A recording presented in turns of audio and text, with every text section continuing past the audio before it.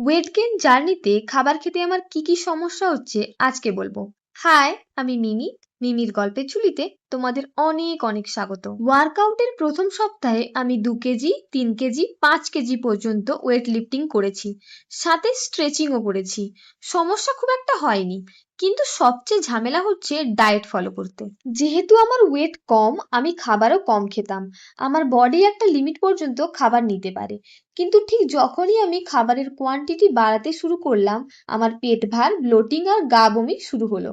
এই সমস্যার সমাধান করতে আমি অল্প অল্প করে খাবার বারবার খেতে শুরু করেছি। আগে আমি 3 বার খেতাম, এখন 5 বার খাই। ফলও অ্যাড করেছি সাথে, আর সাথে অনেক বেশি জল। জল খেতে আমি ভুলে যাই, বিশেষ করে অফিসে থাকলে। তাই জল খাবার সময় মনে করাবার জন্য আমি ফোনে অ্যালার্ম লাগিয়েছি। এখন আমার তেষ্টা আগের থেকে অনেক বেড়েছে। 1 মাস আগের থেকে আজ আরো বেশি স্ট্রেংথ বেড়েছে আমার। প্রথম সপ্তাহের শেষে আমি জিমে মেশিনও ট্রাই করেছি।